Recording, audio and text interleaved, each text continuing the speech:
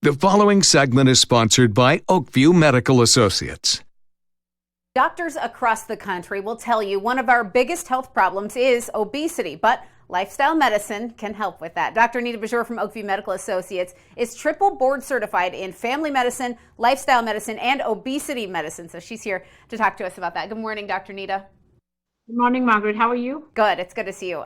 Today you're bringing us 5 lifestyle medicine tips for obesity disease reversal. The first one has to do with having the right mindset. What do we need to know there?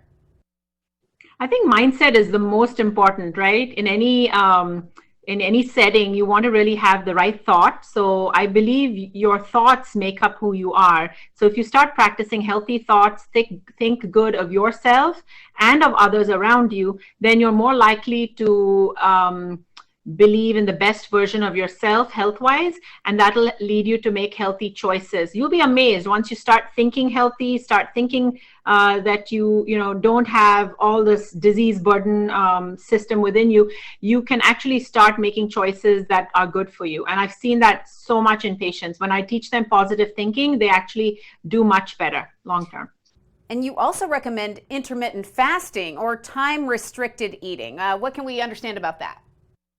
Yeah, that's my second tip. So time-restricted eating is nothing but fasting for a period during the day. So maybe, 12 hours, 16 hours, whatever it is, work with your physician to identify that. And then you have an 8-hour window where you're allowed to eat and just focus on high nutrient dense foods. Intermittent fasting has been known to reduce obesity, reduce diabetes, reduce your blood pressure, and also reduce the plaque in blood vessels if it's done appropriately under the guidance of a good physician that's knowledgeable about it.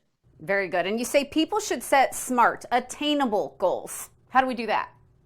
Smart goals. So S is for be specific, M is for making it measurable, A is for attainable, R is for realistic, and T is for time bound. So for example, say you want to start walking. You're not walking and you want to do that. You love, being out there outdoors and just want to take a walk every evening. You could say something like, I want to start walking in my neighborhood for 30 minutes, 5 days a week for the next 1 month. Okay, So that makes it achievable, makes it very realistic for you. And then you can check that off your list. And then you can go and add on that. You can extend it to maybe 45 minutes or for the next 3 months. So that makes you feel really empowered, like you have achieved some goals. Absolutely. And you also talk about the mini habits that we can change. These are little things we might even be doing without thinking about them. What are some examples of those mini habits?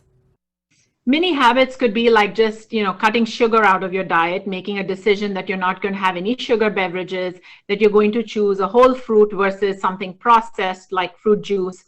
It could be maybe a consistent bedtime routine, saying that you're going to go to bed by a certain time at night. Maybe it's exercise. Maybe it's just spending time once a week with your loved ones, doing something outdoors. So mini habits are actually in the long run much more effective in helping you keep the weight off. Say, if you're looking at your weight last year and the following year, and if you want to achieve 30 or 40 pounds weight loss, if you incorporate mini goals, mini habits, you're going to achieve them. Yep. And finally, our overall health can even be dragged down by our stress levels. So you say we need to be proactive about managing our stress, don't we? Yes. So stress is actually your response to what's happening around you. We cannot control our environment. There are going to be people around us that are going to cause us stress, job, it could be another person, and that's going to be constant. So how do we approach that? How do we respond to it? What do we let affect us? And what do we say, this is not going to affect me? I think that's crucial. That we call coping skills. And it could be, just having the right mindset, breathing, meditation.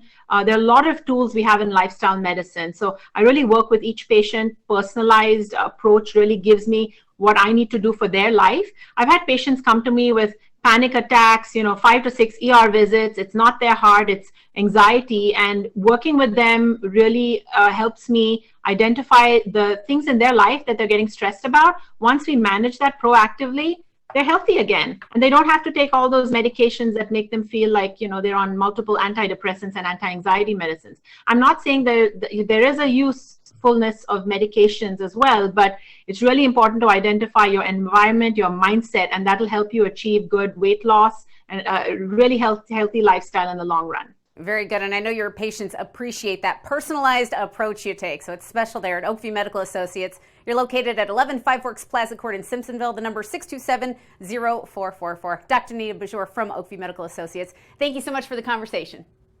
You're welcome. Thank you.